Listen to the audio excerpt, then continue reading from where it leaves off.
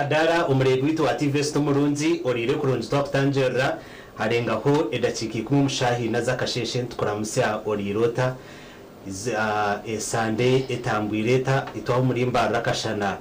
akarkari konka ntubitamboramo mbene rizuba bya 2018 byo kwezo kwa mushanje n'inkurusya next weekend izoba nkeri Saturday tuzakuba turi mu kinihiro cha Radio West huto bunuzi ahacyayi kaceka utakabasa kubana uboraho akandi okurya no kunywa na no kujaguza na Radio West nangwa na Vision Group yona Elias Rutugusa ninye mushuganisa wawe owizoberi program ya Kadara tuja kutera touch mpango mnonga turebe ministry ya local government eyebembirwe minister Baramu Barugahara okwerumo netambara hihe kwetorore bicweka byona byihanga erukureba obuhereza na embarira service delivery hamwe na okwabantu bakozesa sente abinji wano reba za social media abebembeza bamwe batandikire kutetema turebera abantu baba kwasere babigatiro mbahome akonkani twebuza eki nikija kumaraho oburugwengu zo kucira munonga uburyo mu government zebyanga nikija kugumaho kumara bwire ki tugire ngo hati sanja no mo sleep etandikireho kora kandi ministries zizinde na nabebembezi nibega cyo mugeje studios nyine mu speaker o Rembo Rwambara Honorable Bonnet Ashobya akandi ogu ya hatimu MK Adiba kugira agambe ya team MK na Honorable Bright Mumuza owa NUP hamwena na Honorable Tumuhimbise Julius Mvumuro yabukanga nawe tumwineho studios by the Honorable kantandike niwe abo kubani imangwiriza program pango mu rubukanga oturamuseho aramusaba kutureba webare Elias Rutugusa rero mbwire wakaruru no mano endo obanzo garaka mwenye musinzira ado iza with full power kakanga kushika nanka kayikamnonga nazakorindaho omwixinje obururu gambo mukote nabyo bibirumu ukamutabaza ninyakira abatensa batahi banje Bright na speaker ngoko biza kugira ngo tuganire tuhabure abanya-Uganda bitu then ngeza gukora mutiyabona bakutureba nabo kutuririza kandi mbagambera ngo hati umurubukanga noze Kashomba Kiyenze primary school playground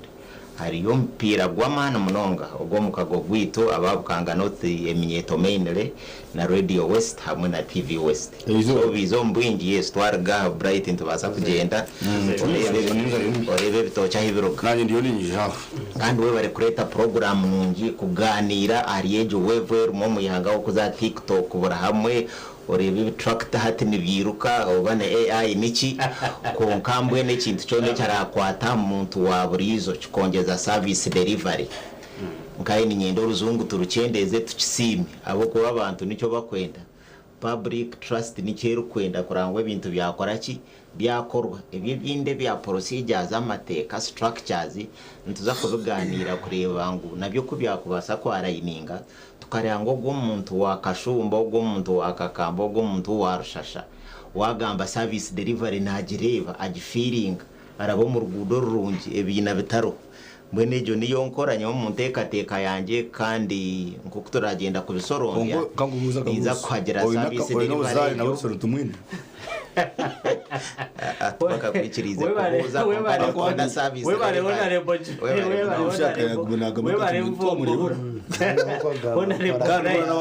Bright akazindaro nibo bitanga DNA Bright yawe gambe yawe atore ababara munonga Rutugusa nibanyeta Bright Muhumuza nkaburijo nimbaretera ndamusokorwa mu National Unity Platform kandi nimba manyisa ngo bururu bwa chairman LC1s buriyo bugendo misho by castage ya nominations intero muranga barkwenda kwandikisha mu kibina cyane National Unity Platform kutunga bendera mwije ebendera kizine ebendera zikiriho ziredadanta zanyu tumukuziterera karoro uye twebendera uye twase bendera oze kwitana n'abashija ba movement aba ubu tukageshiyayo mutesa program nyamwazo nsibire umwanya gwa kweta Ruhama East ine munywani wanje mujungu mbe mutayayire na shanganya hariyo chairman wa movement wa Ruhama East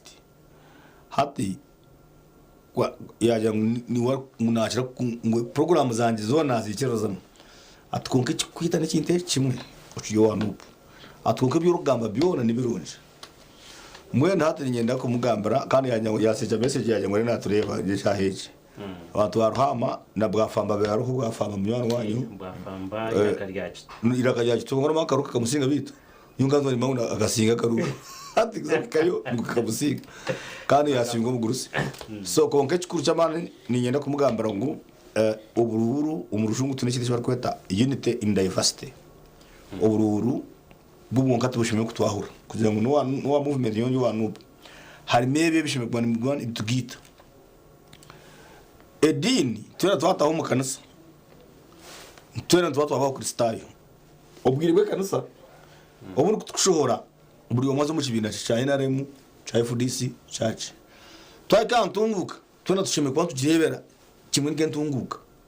naga amatemba zo mu rwaro reterimo batakaje mu cyagambo wanupu barebe cyo nagamba n'amazima kundi ajya ntorutindurwa katete nitwenda ngo barukorera za standard nitwenda miziga Trump atakaje ngogo nabuza miziga Trump ngo abantu upu nibashisha government urebe cyo nabuza abacaba binamizi kube batagine abaci bayawana tu batine mashanyarazi abantu bumutawu no babaretire za tukutuku nzo babahire muri za ambulance hata cyo kukigambaho mutakagira ngo nimba ninyanga government nimba nimbabura akwa nanye n'abanyabuzare nibenda mizi kunywa nanye abanyabuzare ni barwara ninyine abanyabuzare nibenda mashanyarazi nyonye ngo umuntu ninyine abanyabuzare ko rutindwa karugangama nanye kusima speaker ngumani kureba mukutugitwa karugangama yabo ine ibintu tinkumanya bwa kino kumano uzi mununga na akwa tugarugangama tuyekozere bo murumo na ba speaker batuyamba twayekorera ki kandi ukatamiliyone twayekorera urutindo bakaruganga konkana kanso ngenda by the way speaker ngo kwiyagamba ngenda mucondozi bwabo ko basenteze zo mu kwinvesting mu government tukuze investing mu government nituzetam esende nituzetam habwo okukora urutindo rukuzo wanje okukora umuhanda rukuzo wanje ijo kana na nizira owajomo mugabe nazana wakacebeze nahandike barayanje nabasimba ngo batukore ingudo izo kweta access roads ingudo zuma kakoba ko hanso wanje za alliance zangahoko konke kinabe nimfa nimwe timwine supervision na community engagement numukoro rugudo nyonye nganye nemotoka ndeto budeya mbunaga umurugudo kugira ngo emotoka yaje tahireme mu gate hade jura ke kugwa amizi gaburaho kuraba gazo mu urugudo rushatuka kora abo ine motoka adrisi ko tine senzo to pipes ta amakoko emotoka etembe zo mu kikari cyawe konkana mizi garaba hansi y'amakoko koka to kubata kunjira ngo ine motoka to kubata to pipes ibirize motoka kutahiremo hade bibyone nemirimo yanyu kitari yecho ntukumantu bajya gutumukora kandi murukora ona rebo tuwatuma wayeshira we bare munonga abantu banyacenye barano bakureba chairman Wednesday umururu kunjiri arona kureba nangona RDC ngo mbene ho yaje ati nanyitireho niyo nibareba warukunjiri katuganiye turebe cyo kugenda mbisho we bare munonga hona rebo speaker enkoko yo mucyaro atakije mutawuni mwe bare munonga tashobye bone karosia speaker mbara siketashi enkoko yo mutawuni enkoko yo mucyaro gona ningashira betu turiyaha okushobora okuganira kandi no kumanyisa abantu ngo government nitwe akubanye uko nashomere kigambo government netandukananye neka yanje nangu mbona kushobora mu community then tuengaginga iba kweta state hate gita eba government mweno nyekino munendeba nka bright okuyagamba ntwetaga gukora community engagement na no kusensitizinga abantu ata abantu bakarga aburungi bwansi abantu bukimwe cyona bakirejera government bategateka ngo state niyera gumene ijane kora buri kimwe hati na nova kwamba kora nkeze nguto ninga shimba leta nkamizi cyo kurebera abantu tababiruho abo kugira ngo tubakubyenda tababiruho abo kugira ngo when they are less concerned ne bareba ngo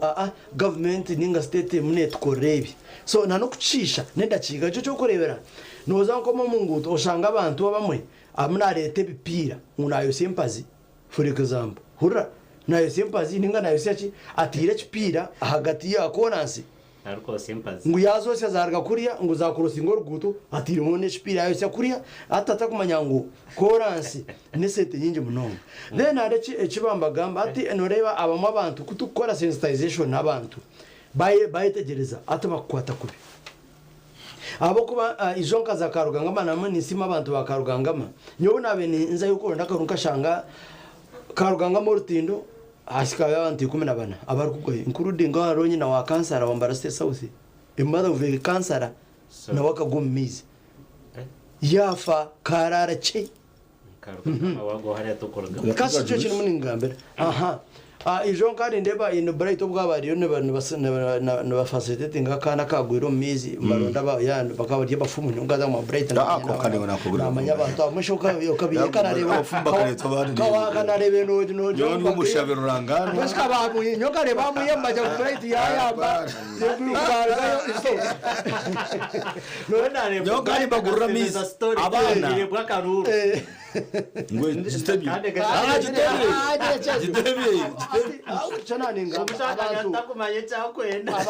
abantu bakarugangama okwerundana musente baka done tukagura gureda ya kanso yo aba umushoro so uko kuboyina amashita niyo tukwereze ya government ntwezeje Mbarasite y'abantu yibaguzire mushoro gwabo so ntwereza hata bikija bashara asente zabo batama amashita bapanyisa huiroda excavator itwabe tine baterebe bari warga kakoba okushuma arwizi omurtindo rwe na warga kuri akarwangama hata hona harmwire habonire so tibaga kabaye bayikwata umurimo go kuronda esente ezokorashi ezokora akatindo ako bakora budget of course bakwatagana na engineer wa council tangaka naho yabagayidenga abo kuba government central government nishi mukwane korenti indezo not local council esente wateka esente hari ambaka bobe nyine mbakamba kukwata mwene bideje bya government ningashi bya state ningashi bya parliament no kubiri so in other words ortindo gwa katete nigwa karugangamo ezo nintindo za government za central government memba parliament ashimye kurwana kasite ko budget yihanga esente zikija rero imwe mukakora supervision ko ngise zakoreje kungana kuba dukorebe uburango nawe kandi amakuru garoho ngoreka honorable minister eshayona by end of July na turetero mbazo mirwaro na turetero gureda gendo misho very good koreka ndakubona bayisa abantu bambarara ngo ekirabe nchikorwa bachemburesinje bachachira zirungazi chachireta development ngukuyanaga none kujyante noza koro ruguto oshanga omugiga wenkanu wana itachi nahito ruguto obo bodiyo bambagamba baburunda omyanya oza kushanga inguto zafa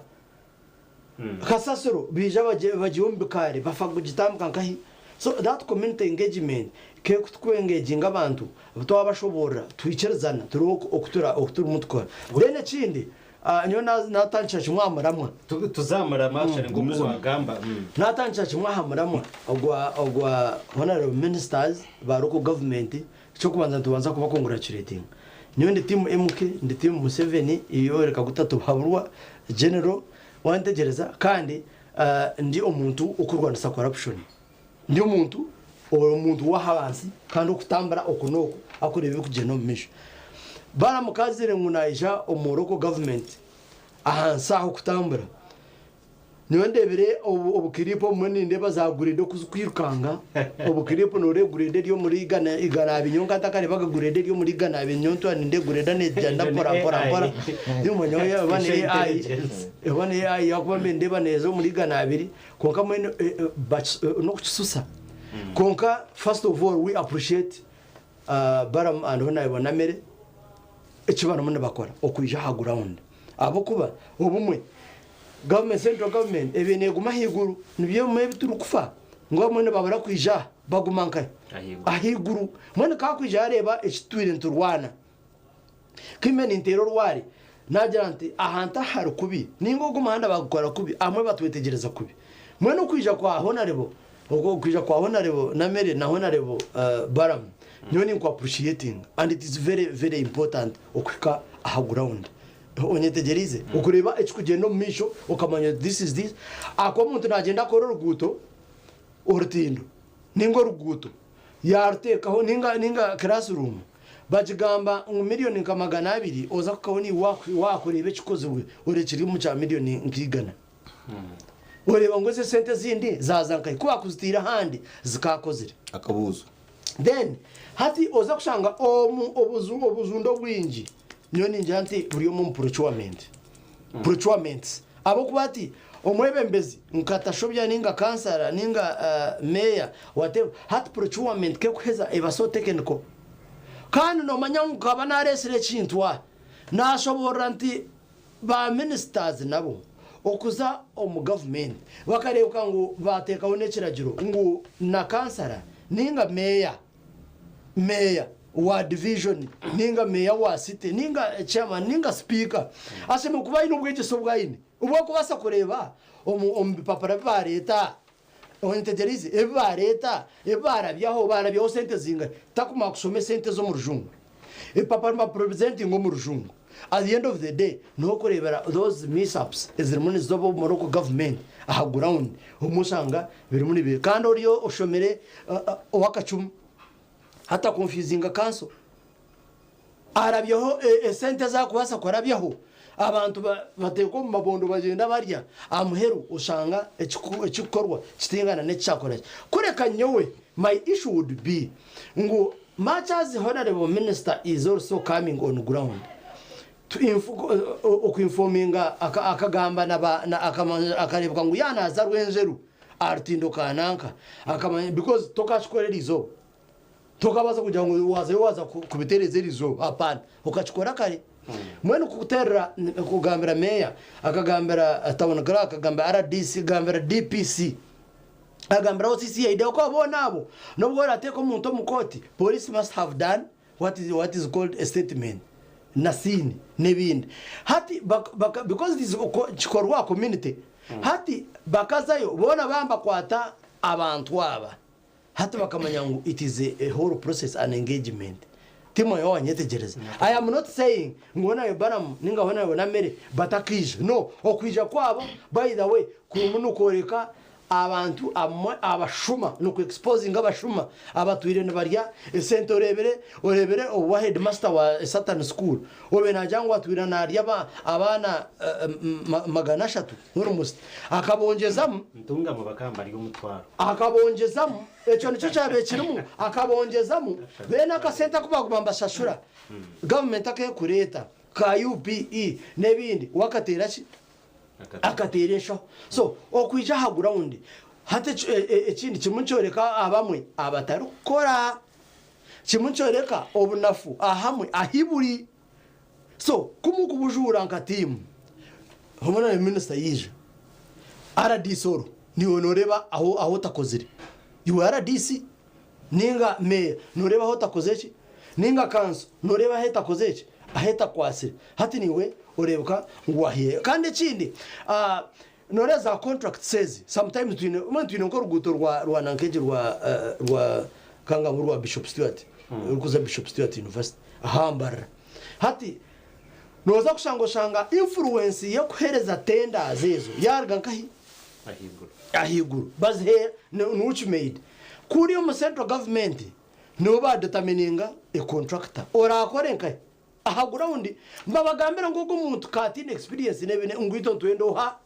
nitwendugo hata muheru kumukamu issues no kurebere engute zimwe babarirokwe corruption netanchirokokwe okwa higuru esente za ultimate bashoza billion nkitano ezukora kuza ko orutino uruguto rwa Bishop Stewart ninga buremba okugenda kimwe university konkoza kushanga esente zaza kushika omuntu nawo contractor najati ati noreba central government mpire hezi okoko atamanya okumpire hezi nawo contractor chaza gukora ushanga nawe naenda kara asigaze mwene ushanga yakora ki no bako ba engineer aboko banu numunyo majista speaker na anda majista meyana anda majista minister wa works na anda majista katse kintu muri kugambira nico kintu muri ngambira ngo ezo corruption twatarje twenda tukagirwa sakatimu you cannot fight corruption alone akubona kitandikira uko higuro ayiba ku ushimedi nerganka tekurwa mu central government hatu vision on determining jire nanga contract wa mu determining ochaza debijo tukaza kugamba street parking tukaza kugamba street parking no man street parking yambarara tukaza kugamba twangere no baye baresire ishe ekarwa mu central government order hurra gumuherezo bagamira tawon kraka ngota hiro gnuta hurra hata atobwe corruption ya tanchiranka ejoti atancha moroko government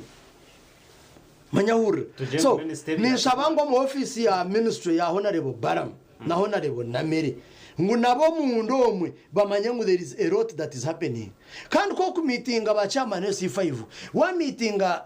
kawu wa meeting mayor wa mwakororo chiko umanyana na ati bakuhereza nabo issues eziri mpango nezindi ekuza kubasa bomorekere mbaze marembo indi yanje no kwakubasa kurwanisa corruption as a team. I am not denying ngona minister na Mary and hona minister Baram they shouldn't come. No, they actually bashime kuba bizenda nyina nizo ngo obara akwate bashanga ngo ogwa ibire ogwa bashimukana ba complain na ba prehended conquer. Let us fight corruption as a team because RDC is here to fight corruption and to oversee, and they are there. There is a CISO or there is a DISO who is an investigating officer. There is a IGG Haria. There is a auditor general. There is audit Barasita Ningashi districts. All these organs have been there, but they have to be involved, and we fight corruption as a team. Otherwise okwa yiguroko na nahansaha hariho obujunde obutseme kuba twenda kandi turigenda tubigamba ojotechi ngo ahangu niyo problem oretechi hati kankubuze nyo wa street parking ni nyenda bright abanda bashaba ngo otabahereza herezoha chikatwana tawon kraka wita one time ayanje kuhereza uruguto rwa usemeiti kuhereza omuntu waba competent bajangwa hereze hurira charga no ministry mwenu tshabangu hora Baram and hona yabona mere. My appeal is this: the engagement I am trying to say to the minister ngunatawun kraka bamureta musya naona abanza stamina technical team a directing okwa kuza gukora shi okwa kuza gukora no na minister okwija okora because nebyangabi he is allowed to come kandi tino kumuzebera haso no muzebera ota minister okwija ground akakwata echo tinyine shonga nacho konka kuinforminga na nes areas ya mwena mukamanyangu there is a problem we bari honorable speaker tuzagaruka twonjeze ya akanda kire Honorable Bright umshije biyagamba wabuhura konka ufina nukwinji turebera bamwe babatini oraba ryo mushuba bamukwashe batandikira inciko oraba ryo mushuba bara mu butumwa za social media tugire ngo cyaro munakora nico basaku bo muhanda gumwe go kumara ho bushumanguzi umuteza program ihanga legislative bisha corruption corruption ejo yaba syndicated corruption yaba systematic yaba genetic mwene ejinzire yazo mushokoro kugira ngo nitubasa gutakira ikizibu cya corruption ayicahika abo kuba ruyari corruption mu ihanga uwo tari corrupt tukatunga murumo uwo tari corrupt kuza kutunga umurumu kuza kuba MP kuza kuba minister mpurire ngo harimo n'aba ministers abarugire kwiba sente people wanted to become ministers abantu babakoninga babeho miliyoni 300 miliyoni 500 so imagine a person inongo banyobiro 500 a person omuntu 500 omuntu na yashashura miliyoni 500 ngo abe minister rero amara uguha muri leta ngo aze kurwana isoburi bw'enguzi imagine corruption mu parliament etekere musheke umusheke ukokwe ayibakurga parliament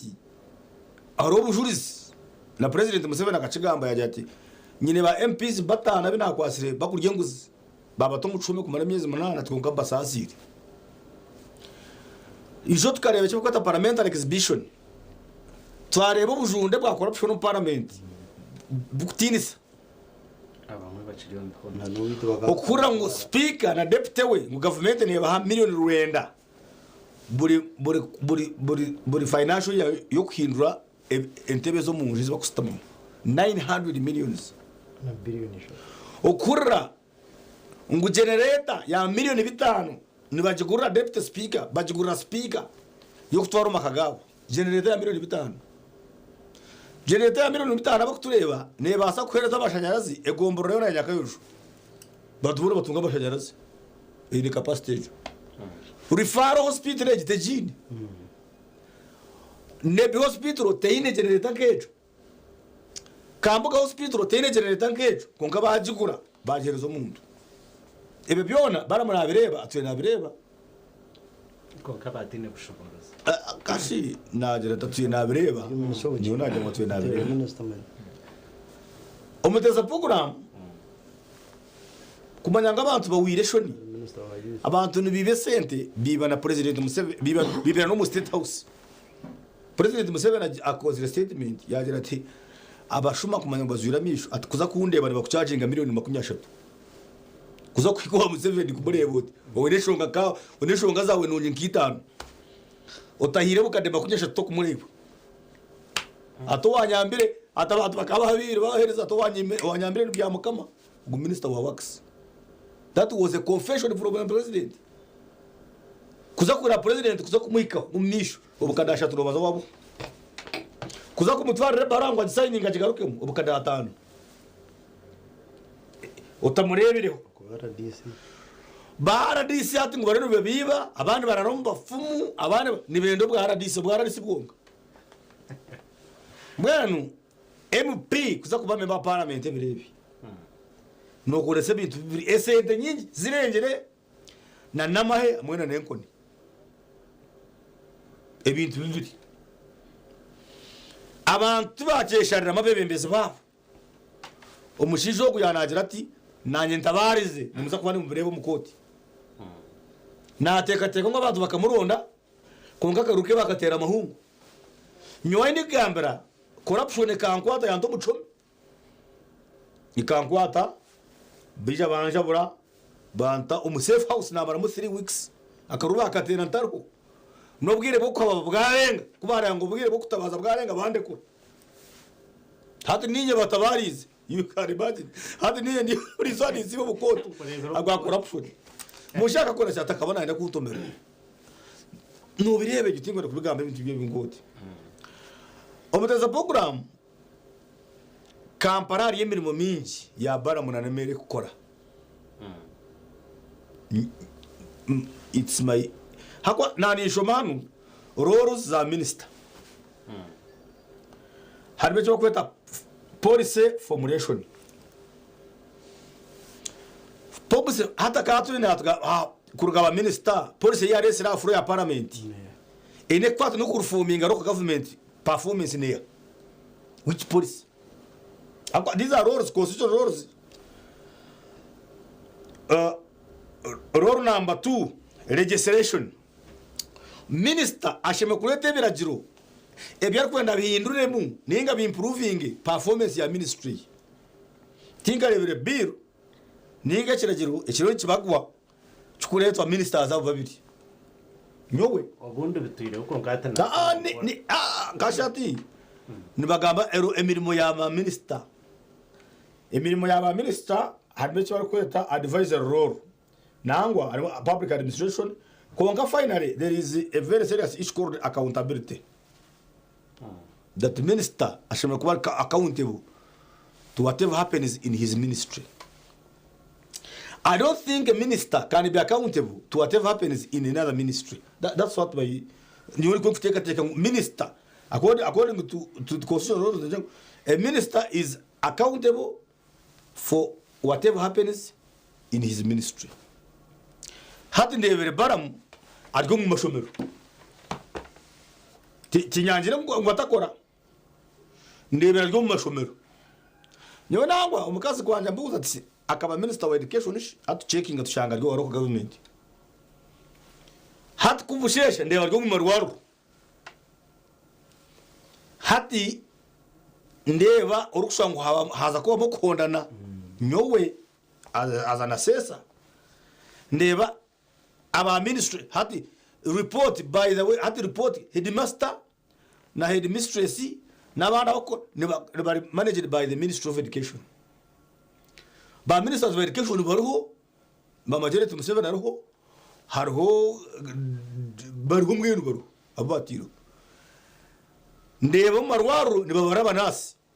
namere abada kubara takabarabe muruka ngendo ntegereze tinga murebere nakora urukoro yabe muruka tinga rebere naruhuro n'abantu mu rukoro bamagomboro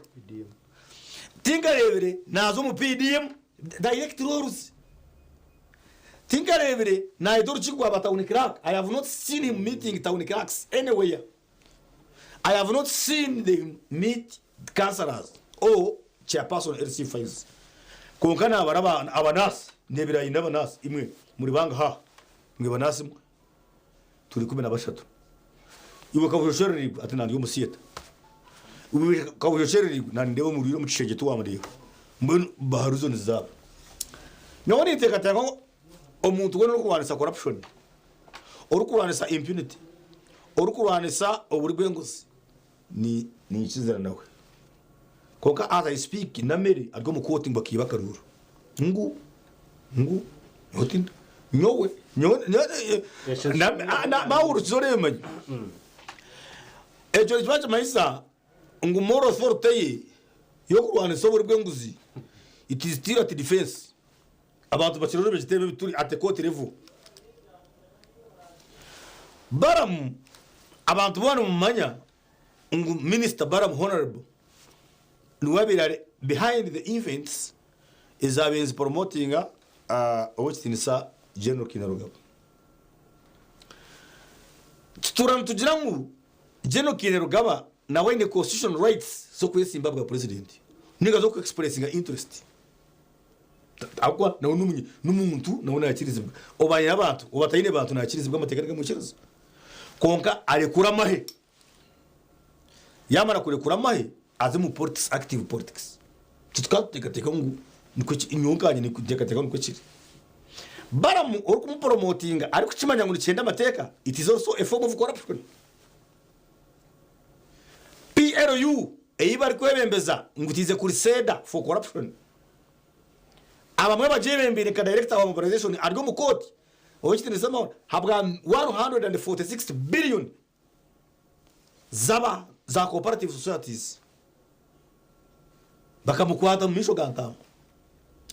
ondijo obena kuropero yu external adgo mukota aruzira ayindi gambara aruzira obesitini sakatunji ngo bakamukwata mishago ayinde mishago kumirere membunde aheru America zankahe honare bakamuhe President Museveni akakora statement yaje ati konka kujiro kunkureba mutabani wanje atkanosho etoribwe abamwetorire kanosho nemishugugu. That was President Museveni. Ataba they are self seekers ataba nibaronde dyabo atavantu nabasako batarakwendeza genuinely. That was President Museveni. Therefore ni chaba abarukutuyeba ninga bakwika baramu twena tugira ngo omuntu wone rukwanza corruption tumuhagiri tibegene mu ka direct tumuhagiri umuntu rukwanza corruption tumuhagiri konka we ntwena ngwaze owa IGG abate mu bihome abavuze mbare kariyo offices ya IGG baturandi bakorachi because at his level as a minister really tukabata kunje ngo washemye kubana azo kubara abana abuze imwabwacho turabazira abana Nanda confirming. kachino confirming government in the system Aine team ya kutamburana itukuja kunatambura wenda abantu bo n'abantu corruption. nyoboti inyanjire tinkarebera aba anti corruption bakuroyizinga red flag ayindi kugambira tuni kibari kweta auditor general's report audited presented before on floor of parliament nyoni njango zikwereka scandals after scandals nyoni njango supplement on this gentleman's submission our bright chana gamba nani supplementing ngao hati ona babara mahamwe amna kwa duplication of work. There is a lot to do omu local government ebi yakubena atanchiraho nyowe ni ndeba okuzaha yes kuzakore karvati yeri mtwaro makumyana bajikosa miliyoni 2 that is corruption konka auditor general yachibazire auditor's report echine RDC achine or IGG aine that report all these things already now kujanti districts ninga city nebe in apparatus yone kubane checking hebi so mwono zakushanga biyo no reta already birinkahi wanda jeza so yonjanta okwisha kweye twakubikwinisho konka there is a lot okina gambira ku meeting town clerks chairman C5s and mayors abantu bajangwa abantu batinire no the mode of work kwa meeting this mass system hati under local government have a lot of things to do and byose mukano bandazaho priority local government harmuch otakajiro amarwaro gene minister na wari education hariyo minister of education wakoze na wariyo karare mirwo kora no atimanya bara munjam na yoro kaba minister bandi ngo wa works bambo ona works mariyo kandi atukwenda bara muna wamunaza noka munaisha mu rwaro so hadi ninjira mu supplement na juru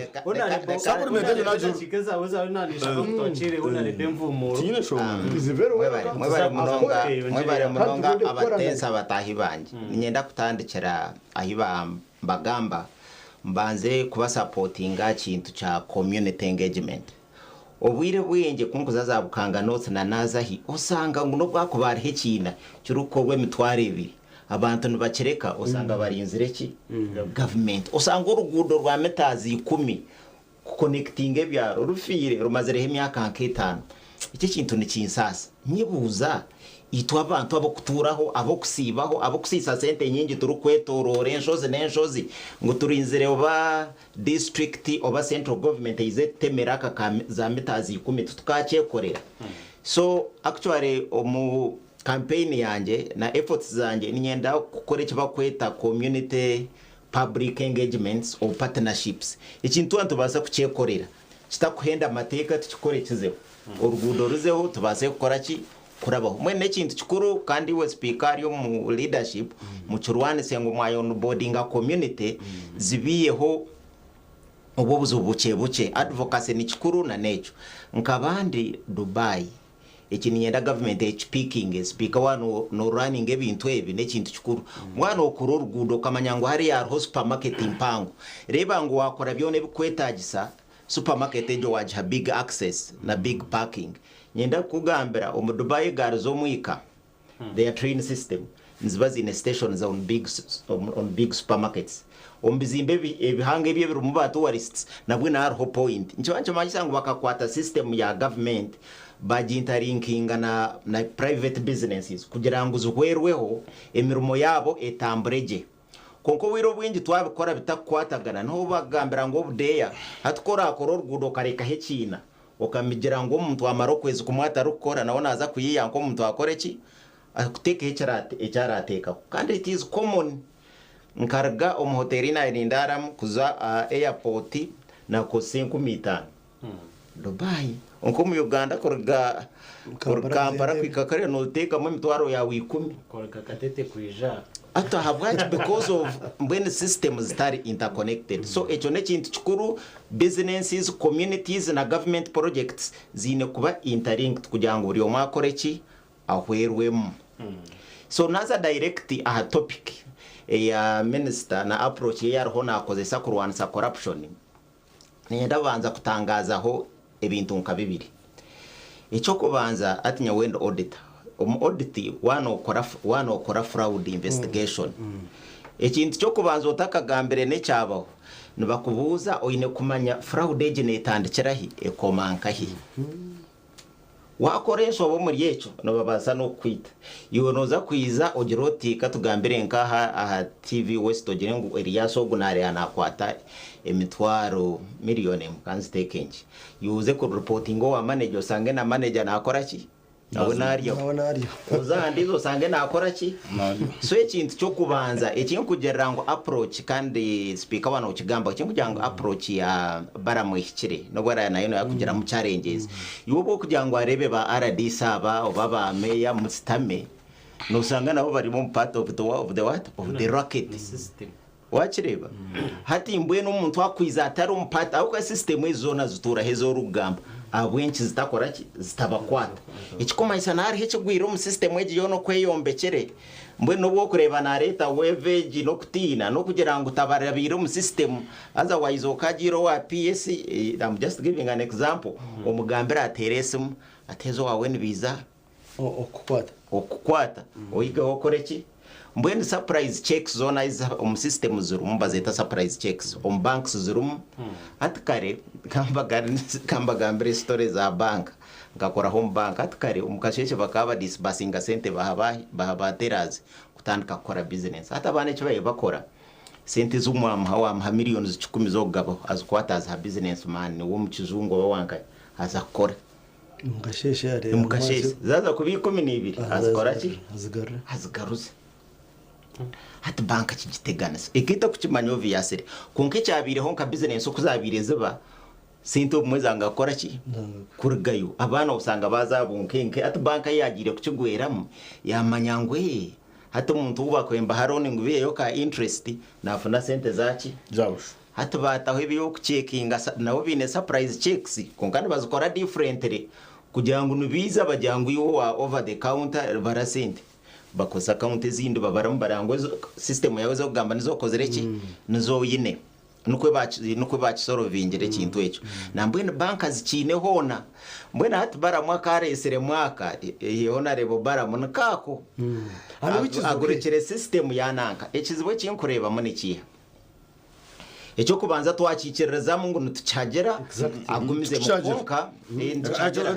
nyawe eje no opinion rero fudayo twakikireza you say ko kato buzibu ati nagambira ngo cyagera nkireta mu kugira ngo abantu bagume biteka na Bible by the way n'ikigamba ngo turokozireki uyiteka tekire abo kuba rohanga ahari izera torakoreki nukireta mu discipline yo kugira ngo abantu hati mbwe noreba ka information karete hati ijo turebere we understanding concept ya surprise checks turebere surprise check ya minister wa Ryomunsi ni minister wa herese tayizire kora surprise check agriculture tayizire kora surprise check Ministry of Works Ryomunsi tumushangira urugundo rwa Katete therefore kino rukwanga ngo bara matakazo mu ministry ya government konka ashime kushimanya ngo is not the prime minister wo ku supervising all the ministries number 2 akamwerukaje Ryomunsi kuyizire yashanga ngo government yeye yari kwebembera ekataho policy yo kugira ngo there is no more recruitment ya health workers irwaro rya Rufaro rito abenturangu wazo to kubona mushaho it is staffed at only 21% 26% niyo ibakozi abubine konkito incapability ni tukiteka ngo esheme kutsavinga to our 100% expectations hati ngabaram ninga any other minister akabe na wanza yarwana na policy kiragamba policy formulation akabe na wana policy ejo bagiyaho bagira ngo abakozi batwa abakozi bari kumara hatu nashanga parliament ya parliament na arwana ati nitwenda ngo government ngabakozi bari kumara nitwenda rufaru hospitals ngabakozi bari kumara aho ni mutero mungaro but you cannot come for example akaza TV ya jata by 30 years okwa manana hura okwa manana ngusange all local governments zona ama hartarma acting bona substantive yashaba aba zo parliament nanka na harmu gaps bona baye bafirinje ati no service commission Anthony hetaga wage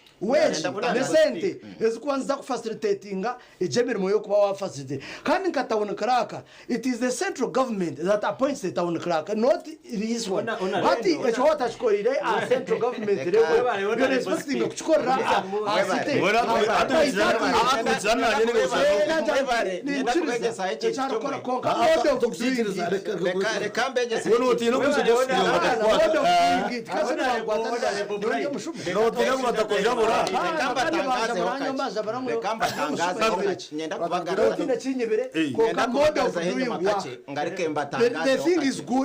the thing is good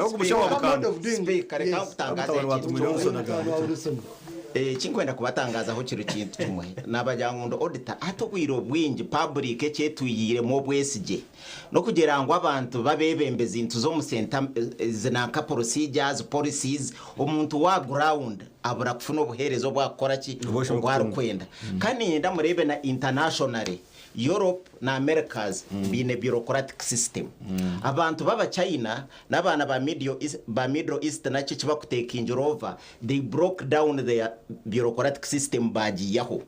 mbwene tutakaza aho miso gabantu tukatandika kubatebeza amakona ga ministries naki umuntu wahanse na endo mwana wasome na ende amabazi na yenda kashibiyo no kukozere policy mbwene yo bwire bokuza kusisano zo mu system policy on parliament umuntu nafa nekintu kibi kandi yende kinde kinkwenda kubatangazaho roko government omuyizere sekangambere roko government wareba its establishment bakamba rwana kora decentralization wano enda kukireba jo kwero structured ekwate emerume yakubene korwa higuru bagihiriza ahansi kugira ngo service delivery tambure nico kugira ko kusanga ko kuza district no sanga ho district health officer tukwe ugamba ho osanga ha agriculture officer osanga ho production osanga ho all pillars of the ministries ziri ya local government level but the department in reporting they don't all report the minister of local government no administrative every department has their supervisor not so orare kangambere functionary to enda tuzombia systems functionary no basa ku reportinga o minister of health wabo DHO but administratively nori omuroko government structure nyende cyo tucetegereze ati ngweno bara muyiza akarebe nkora yanyu natakora mushango nka minister wachi wa local government because these are local government units zero distributed hansi kuisya service delivery twamara kwicereza naho twacenga nango tukwicereza na atindeka teke kine cyo mateka ni decentralization. Decentralization does not mean ngo orgumu department yawe hato shange oshango wa agriculture oshango wa agriculture aryo umbianasing oshango ubahiro bwe gomborora ari supervising agambere ibintu bibira administrative na functionary kora wacengecho kugira ngo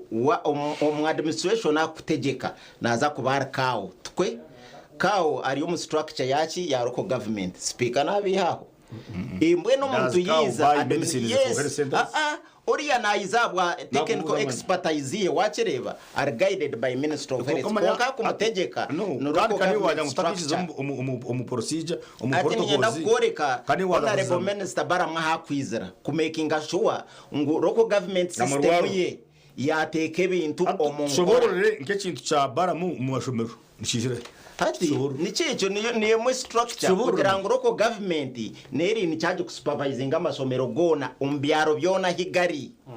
Minister of Education yone guiding habyensomesa kuko mwana ya reportinga umusomesa ya reportinga sazinga hi ari yabana bangahi district education official wakuvunanyuzwaho akurwa kawo mpaka umuroko government echo twacenga then twazombya technicalities n'umusomesa mutare so no plans zibiki aho Minister of Education ekoreki eyizemu mwene ejo structure nkwe kuraninga so bara mu nkoraye bara mu nkoraye ahikire kustimulatinga abantu kugira ngo tugarike tugaruze public trust abantu batwikirezemo ngo tubafaho ntufaye ibintu bikubasasa kuko buzibwo burumu ikinanyenda kukigambaho nani searching amasomero hati mu Uganda ari amasomero gari hagati ya round emitware 2 twabara primary na secondary nambwene kinkugamba ngo egi surprise check kozire social media no kutina konka practically nka minister na Rose zinde zo wasoma ejinana akore ya budgeting and financial management no murumogwe to ensuring accountability mu units zone konka abo bwire na mandate sezinde zayine nore yango kintu echo mwe in a long run tikaba practical ngo amariho amarwaro ni mingi amasomero ni mingi amagombora by the way health centers nzibanze tandikira health center 1 na hara VHTs mbwene takabasa gukora ki kumaraho mwe no kufocusinga system yakubasa kukikora nicyo kikuru nekintu kikuru munonga twe nekintu kikuru munonga yes I can surprise checks now wideness yes nikireta systematically tinkwenda kuguraguruka twe ecyakora twabasa kufuna system yo kuchongera mu system zitu ningira ba district internal auditors nakibasemeye kubana babikora kunkati bikuzurwe ekintu cyaza kwihamu minister kwika ntumayisa system zezinde za rwagati ziri mu buzubu so twine nazo kuzobwanza ku making sure stimulated yes ngwa ijijare mbikora ananka desana abo kwa wale bizubebero that is the problem urutugusa nanisha bangu tuzeho gacomuka humuro kuturarwo mukahumuro tugarake tubona ubwire buryo mwashobore abo kwa nyanda atandikira ebizima nare bono atandikira ukatumure wotisha ayona ebizima y'abanya Uganda nibimanywa kura bimanywa that approach cannot solve them tika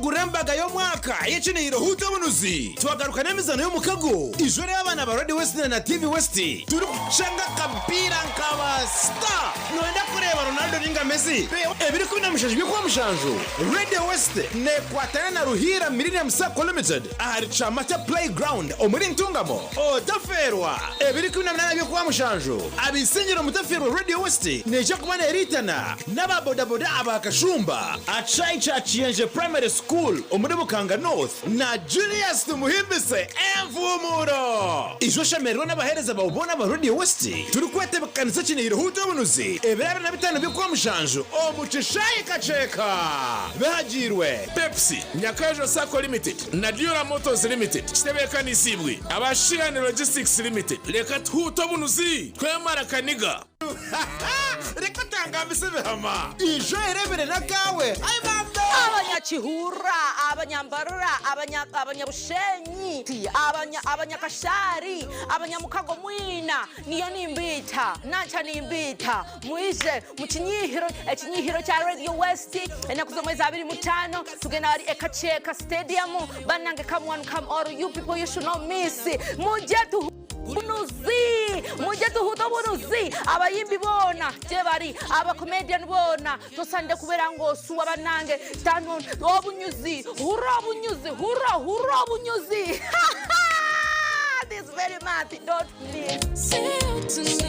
utamu nishenje mutoro kumugunka mbweno takabura chihazigwe Pepsi Nyakajo Sacco Limited na Diora Motors Limited kitebeka nisibwe abashirane Logistics Limited reka tuhutobunuzi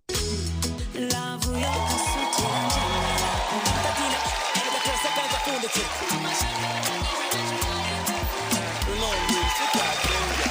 Echihiro hutabunuzi mucekaceka 25 byo kwa mushanjuku abeshongozi nyamwinji nibaza kuba bariyo shiba Alien Skinny Chamenke Ronaldo Mainja Fefe Musiwo Influencer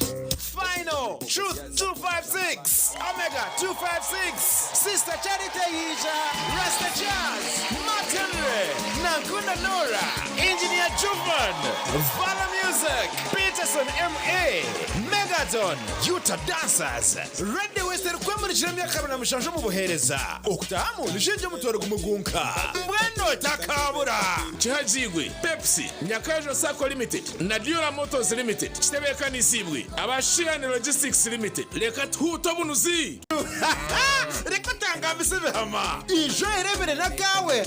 Niza Steve umwana wanyu wakatwe shema mazimana cyenda tsimenya muhanga wezanyo wabacyara nimpagirimwe akuba bacija emico yitwerengere utarababebwa ukamuhemukaho omuntu wa kunzoro mbingi ebyo byona tubishanja kinihiro cya Radio West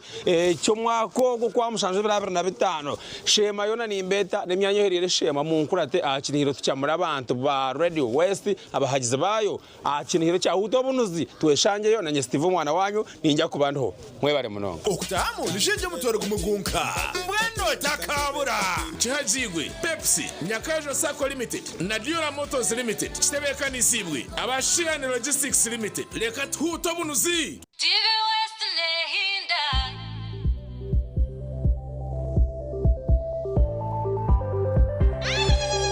TV West nehinda nehinda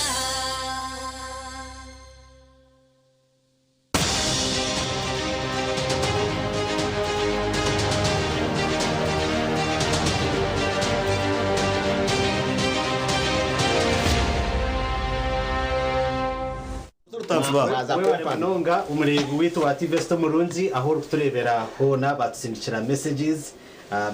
zanyu ninzirebaho asumuninza gumzamo ninzishoma mpora kuka mwebare arimo kuturebera shija Robson onare za katayi munogamba na jangwa armunareba kurunje munonga webare munonga nabandi arimo kuturebera hona turi omukiganiro turebere honorable minister wa local government omami Baram Bargahara yatandika kutera checks service delivery na accountability turumuntu ganira hanshonge John tureba ukorije ubwiro bwe kubasa kumara umukurwanisa inguzi tugire ngo ukora hezebe byamunakora ikintu cyitwazagaruka tukarelaxinga ubundi nke cha trade order chizire namani konkata abantu bakagaruka za streets mwami tugusha eshonga kimanyi twantro tuganira tukugira ati ebizibu bya Uganda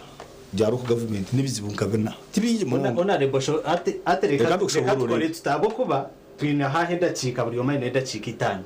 nani hata zawe zikoze social twaheza twakire mvumoro ati ebizibu nkabitano echo kubanza tuni kizibu wakora bingi chibura gembazi omarwaro ibura gembazi gahe omarwaro echo abantu bane bakimanya ngo wazo mu rwaro tokushaka membazi honorable Bright atecho baramu ari hibura gembazi ninge mbazi neisha konka abantu bakora kutubura ni embazi ari kwija ngo mu rufaroga eri kwija ne yo kore so kwezi ubujorera gutakubona mbazi nyowe tindagira umbarata kwa kande wataza peni second ya man investigator aya meresearch na nyimba ndebe kugenda mu misho embazi ari kwija mu rufara within 1 week ne yawiro 1 week ne yawiro kati no jango ya abo kuba taro bujurizi bujya ngo rufaro hospital ngo kore se embazi bagarura Kampala sade yembwa nende bakureta ngo waribwa nkejojo ngo ngino mbazi atubwe n'umuntu nabaza ko kwezi bataka ejojo takariro umuntu mwene kejo ejo no cyane bagereta so ekizibu kitu ngabanya Uganda nibura byembazi hati baramu naenda kutaho ekizibu nanda kutaho buryo ki kora embazi yije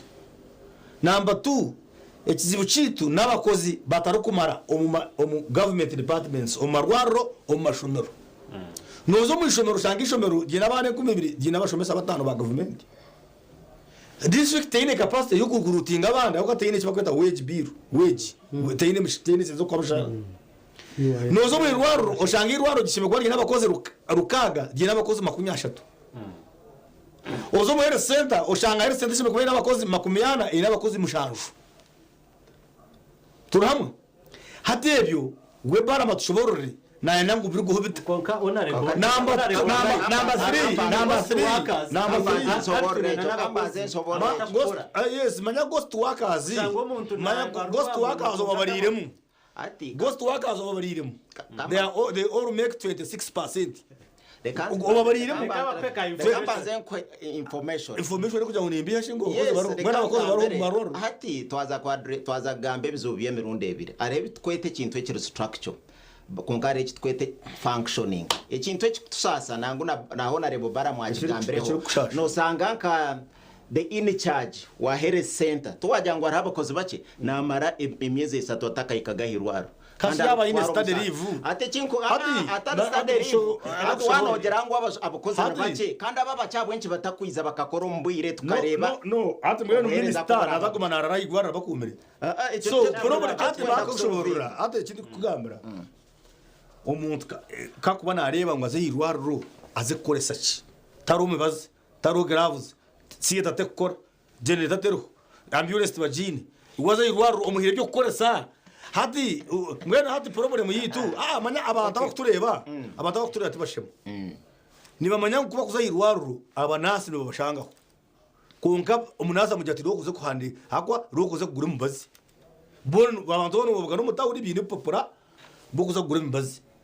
abanazi no bari bake konkari babaro na health center in charge kandi tukaza ativo kabeherera ba in charge ba health center zibona ngo amarwaro tubaturo it could be 2 or 3 isolated cases those can be handled those can be handled because system yona tekaja ngo very 100% perfect konka those can be handled at an individual level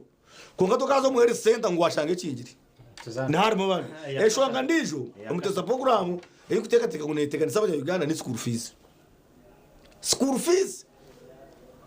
government kagira ngo yarita UPE mwamashomero nagabusha tuba MP mbaza yo myanya ninyebuza amashomero nagabusha ishomero ryabusheniriye hajiro wasindika message waje ngo kusinja message hajiro wasindika message atahurire hajiro wasindika message manya bana mecheta kumanya bakareka makajoje kugira ngo abazire nimikirizwa kusitama bakataho ka fees kaci bakaketa nka boyino kuba keta nguri PTA konka bazira umwastama nyowe ndi umwana w'umworo ruranganwa tigine sente niza kushomanta kakataro toksho ukakataro toksho abamene bakeshereko nibeshereko mu ntana nguneze mere abamwe hiro kuba kubyesha babishereka babitaho there is no school aho takushashora tiriro amashomero ga government yono gamanya ngo gisha tugusoye nabana babone mbamanya umwana wawe yamara kuye message zantari max zantari takuzayo yeye natakuzayo sento zine milioni 3 first choice ayaba tiro first choice bakamweta milioni 3 zine nangu uno basakuzijera jitaye ndeba konka nyunga yedinzini nabari bazini so omuteza program eki kintu cya school fees omashomero ga government nango n'umuga private government masheme kugira umukono n'umuga private kaga controlling because at the end of the day no akuba even if you own a private school you know you are supervised you are under the control of the government tokwata kureka abantu bakabiba ndebere mazima school fees umuntu miliyoni 5 miliyoni 6 miliyoni 7 natuma ubusho bwa smith batuma eba kushaba konkoro kuza kuhumura so mwana hati none ushobora kuza kushuka timo kuba bire so omuteza program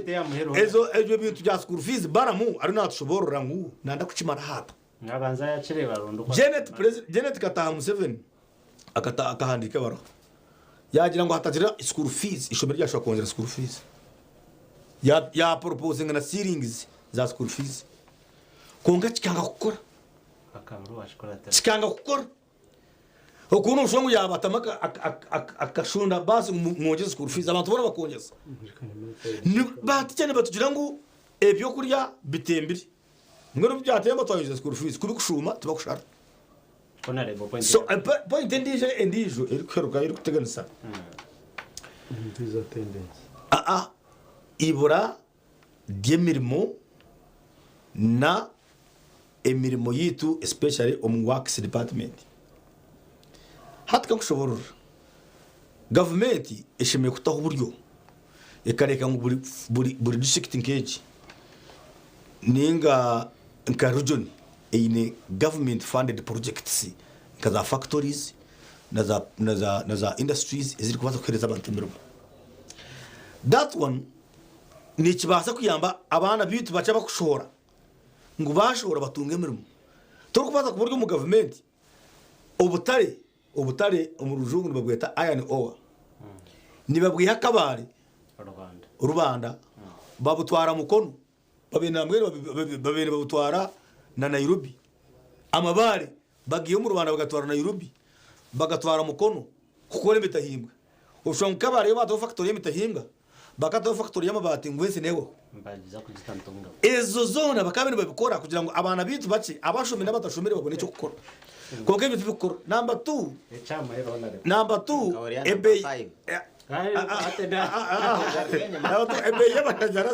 ebe y'amashanyarazi turikubaza kutunga variation ukaji kutunga sustainably ebe y'amashanyarazi cyahigura hatwe baramuka kuja muno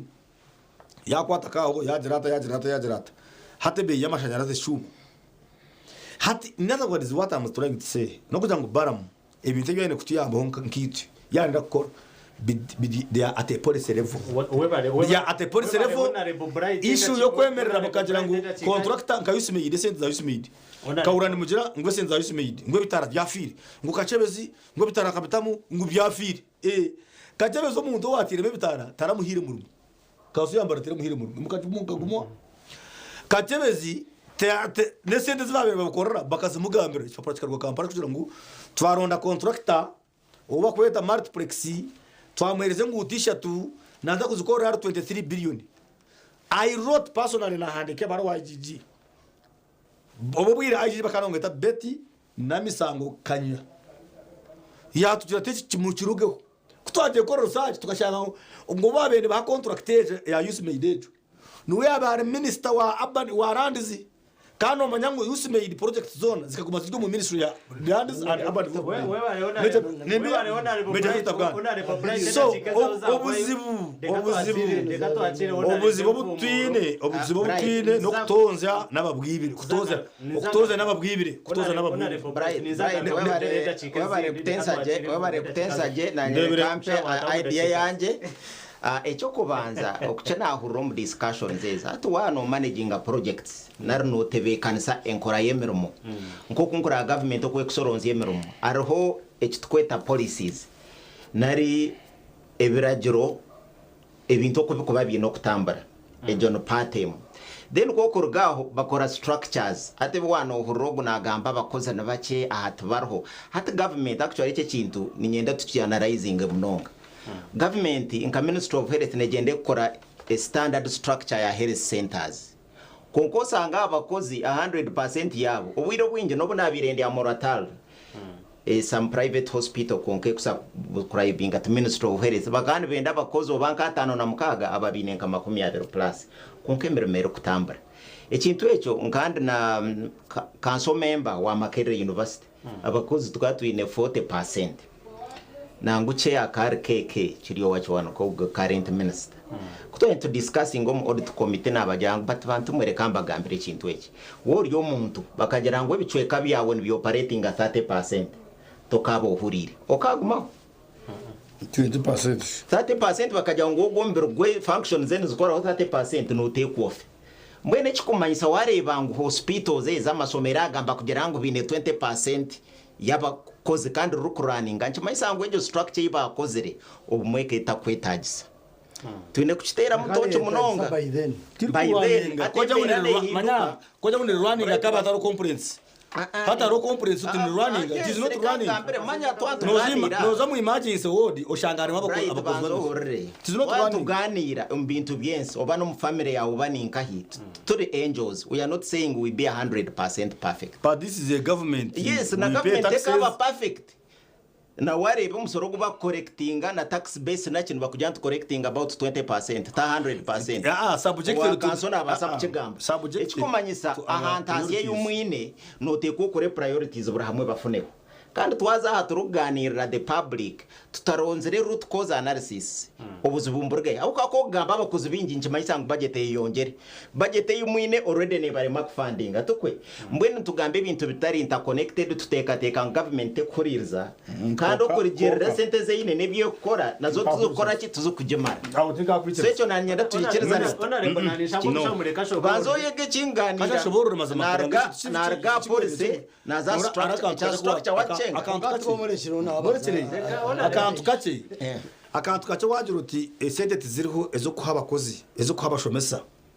konka kango cyo kureba kimwe minister Baramu ninga TMP is not a member of parliament tikwe konka nata kutunga miliyoni bishatasha tuze motoka is not a member of parliament konko chuko on top of getting 330 million ze motoka iba kuza kumuha aine motoka iba muhire physically e convoy ye erime motoka ina konka na yemerera azo muhire sente tina ambulance aza kurambura abakozi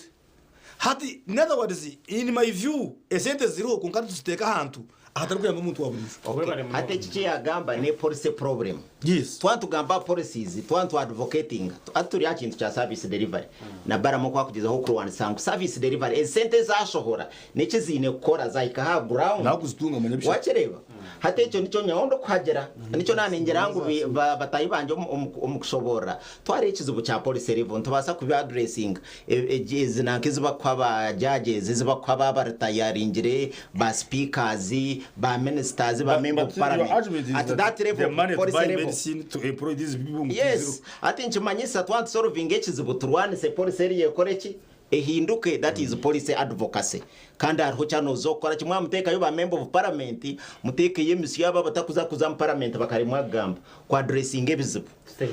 konkatwa turiya service delivery ya hansi obuzubu tujyangwe sente zo kuiza zone zikoreke zine kora ningirecho tubanze tucenge uko barabasindikire miliyoni 10 umuri kashomba sub county bazikora kora abasindikire sente za PDM nuzikora kwara abakozi batana hirwa rubono bakora yes echo nico kwenda tubanze tumanye ato ne batano bari kuremero kukozesa abwencho no ndi 15 wachereba mbweni nyende cyo tukitere mu gihe toki tucenge kandi nyondi cyo kugira ngo surprise checks twarangunuza ukora omahanga gatungukire twari ikintu cyakora ntusara mutu cha adopting kugira ngo barwanagane ka ministries bagiye ngo buri minister yari yo wa health or education or wa finance or wa works ateke mu component yachi ya surprise checks kugira ngo tu intensifying turebe ngo buri umuntu ahari abari nka biburo ko naningambira kwegamba agumayo kozereke ayiteka tekere umwe kikacendeza okurya kwenguzi aha ninyenda kugambaho umwe abantu kutugamba corruption bagitwara raitere ariho mushiza wo muzungu akayine hoteli jinja nico kwenda ngamba abantu ba understanding ngo ikintu kitugamba one kizibu cyamani umushiza hoteli ye yagikinga hati umunywana wo munya Uganda ko yamburize ati kandi nenchi business yawe kabenerije yagira ati no manya akizubu cya Uganda everyone is a thief nuko yakitamingire ubwo nabasa kugira ngo corruption itukira musokoro atakumanya ngo no mukane basa kubera iki kugira ngo abweje nkorambi yo corruption mu government ne transmitting na corruption on private sector uzargudo wa traffic naenda ki send imotoka no bwekube fire nakureka konko muhaki actually yasanga byo inebyo na biteriye anye traffic roboroka broka nuje roboroka kwiha hese ukizananka ukizomuka n'umukozi wawe womuka nabasa kusanga yahuranka mukera narugo guzire nawo yakora ki mbweno corruption yaba nyinjo mu ihanga nendo warambe munonga business nza kuremwa kora emirimo y'umukore yange kutambura government struggling ahabwa corruption so ne kintu kibi munonga kugira ngo cyone kintu cyakubasa korwa kuyaho corruption age oguyagambo mbintu by'oburu abantu batera abantu umwana wanje umwe bakamuya mweriso pipi yarugamo abo kwenda ngo bakore kibibi abashoma nabambakiza abantu abaterire kinaga seriously akureka ngo aine ubwo yanagamba aba police nekintu kibi munonga kugira ngo umuntu nabasa kwenda kwita kugira ngo afune kintu umuhanda kutakozere ki gutahikire Webareho so no responsibility ya buri umwe kugira ngo turwane to making sure ngo buri umwe cyarakoze sako kurwanisa corruption tumukwatereho turenge corruption yakendera business zabasa kutambura projects za government zitambure buri umwe abaseganyirwamo minister Chris bari umusoro mwizo ko yayenda kufera rukongera nuwe kambuga mbwena hati ni wecho wenkanchi kwaterayo abo butarwanise bintu so n'ikindi kikuru webare muno honorable speaker ya mwebare mnonga abakutureba hati nyenda ko kumayisa ngo ukurwanisa corruption twena it should be a call for everyone twena ukurgansi okikahigura kandi ukurwanisa corruption nitego kuyebyara wawunama ebintu ne fa yona ne bwo nyone ndeba no mu area zitu ngo twantu nturebe uko kugenda wawunama things die konganya ndakumanyisa ngo twino kutereza policies zitu kandi policies zero bituzukuratire yes tuzukurate kandi ukuranza corruption hata babantu mbagenda baherezo muntu sente zo koro guto orutindo manyagira che mashomero abamwe barenze nyone ndeba issues ko kuza umbyanye bwano gambe bya audit nebindi hatwo kuza ko procurement iba kweta procurement hato shanga politician tine cyaraje koreraho yes politician nabona nayenda wabuko honorable speaker hapana nyondo mni kugambira I am talking with experience so na I have not procurement bonjera makase nyondo mni ngamanko ngore no iwe politician iwe mayor iwe councilor tino ko influencing kugira ngo bonjeze mesento ambara sitting keje yizo ndimuni kwereka ayiba sinikira umuntu kurwo ministry bakajya ngo gutwentwendo gu what do you expect hati izo hakiza ishu yo muhanda gwa meja Victor bwan ndeba nuriya aha they were only how many kilometers 1.9 kilometers 1.5 not 1.5 kilometers rwakoze bwa billion 21 billion shillings aha twayanga twajango no ekikubaska twazo ministry bajangwimo obabandize kuyo batwara town crack 40 potro wotapenda bamutwararira kandi bakamutwana 40 bamutwararira kuyabena timumanya ko cyabiro kuyabena avuge motoka edachike ebyo turabikwati ko kandi munikwereka hati obuzibu buringari ngo nchetaga twena okurgayo kurwanisa corruption what Baram is doing to me Baram cyamo nakora ezo surprise checks they are okay nyoni nzhagira nyonko muntu yes nyoni nzhagira kureka nyoni agira nto mu niwe ninchakuranura mbarambura yes I have always done nyoko nkechi ekinkundu ngamba omukukora kweye ko kwijagura undi yo mnokora surprise visit ninga surprise check it is well konka one orga Kampala ninga wane kari antonde ninga wane ka hanu yambarra terara disot kam terra meya utikam terra nanka hati mwena mugende atimu because there is whistleblower owakugambira abako ba whistleblower obumwe they are lying you hata hari umuntu agira WhatsApp yajati ati ntwendo ijocho rozortindo rwakatete hura ortindo rwakatete rukostinje atkachebezi ati akakosta billion 5.5 nchimanza nkori jeno irukanga kurga kuriya ngo bagambira billion 5 bizano kwataka chebezi no kwatata unagraka no kwatananka bona no teka bingo bona no tutwara tima wanyetegereza balance yashaje bishekaza wanyetegereza no balance was used bakakora carvats zona za Simbara City South 133 million bakazereta omukanso bazigana omukanso twazistamira twena twa approving twajya nguze gukora carvats because kandi wena nguze gukora tindo rwakatete kanyaite ninga omukitebero Minister of Works yayanga yajya ngo that is very little money we cannot put their money at that you is costing akora ba costing hura million runana na million runana na million 50 hatura orwana rutino orwakatete kanyaite abantu bazenguka tukose million 100 hura difference nyando juhure hati ejo ni Minister of Works yamune kureta million runana na million 50 ezera taken kai makumyata ezera take rutindurwa katete kanyaite orundi orumukitebe nazo million runana point something hati kudatagambira ebyo watagira ko police yo muno gambira temporary bridges magamba temporary hura temporary bridges not magamba temporary million 9 point something nyana ngo yetegereze hateje ni ministry erumne ne twereka ngwitwe tutakateka million igana 3 million igana 8 ngo muri eta million 8 hati contractor yize muri determine ingere nyondo kirebe hato bushuma bwazankaye kureka nyena ngo twena turijeyo turebe nshonga eziko affecting abantu iwo waza kwija kuno yaro ko government level wamanya ngo PDM eyori minister wayo there is a problem have you addressed because no mwoga kwa government president Museveni atugamba PDM under minister of local government tuwa baramba onjana mesent bamo buri ward baza kwa majeza milioni 3 bamba jeza milioni 10 milioni igana hati majeza milioni 3 have you followed kamba kugamba ngabarenda mbari sente have you followed echin have you kugamba ku meeting leaders there is a lot omuntu babura cyamanye omuntu mbamuhereza mutwaro ngo ncyama nesi 1 kansara mbamuhereze mutwaro 3 network kansara watabona kanso mutwaro 3 network it is subjected to a tax 30%. Na yes mtware 3 network burizo waburu kwezi no buri sitting watabona kanso ajana no mutwaro gume network hurra kandi sitting mbara sitting kansara site kansara ogogo waha unkuche aringa nyonka speak na jene mtwara 2 yes ndibuni kwereza example kandi nyando chichize confirm integerize mtwara 2 is subjected to 30% tax ajene mtwari 15 now my issue is babure chenyo nakureka wagamba sebo nakureka wagamba tuwane ni my issue is ebizibu noza kushanga corruption obwo munogirwana sabambe ogutawoneka kaninga engineer ninga tawone agent ninga whoever ogogwe oyu 8 hurra u8 ogo muntu akora na yera ogo kubugana umunankejo mu town umukashisha shamwenda natanka shamwenda ko yireta no kujiyonza no kugeraki nafune mtwara birnena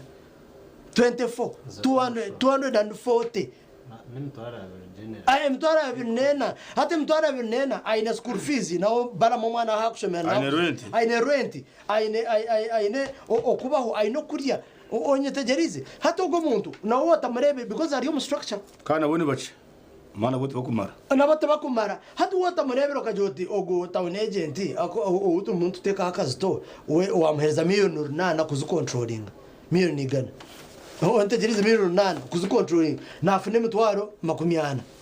nawe oshiga ngo nawe ari level yo ni no mwana amna shomera nawe naenda school fees so agama shomero agutura umuntu ntore twatagatire mamani health centers ijo I'm giving an example to betyo baraza hariya ombaraza hariya isu twareba abantu percent y'abantu na babiri na mukaga as a 100% g regional referral hospital omno yamu ba intani umno biyam umno jotto chibenda marwaro abantu ba intani ababemba yamba okuyamba chi irwaro ejan isu yokuza national kagamba no ejute kusero vinjirwaha na soro vinjirwa parliament na minister of health na president na seke imko yibo kwa bastaminem now we am omwana wintani yagenda bari almost nubo covering ajo 20% 26% bakateka almost 80% ninga 70% nimbia now ko wabihamu wajango bazarubazu emebazite kumara now it is a regional referral hospital hata babushenyi abantungamo abarukunjiri meta kumona masakano ene referring mbarra regional referral hospital nacho chindeje I made research I went there now what abahire birukumara what okakora policy ina ningamba kuriya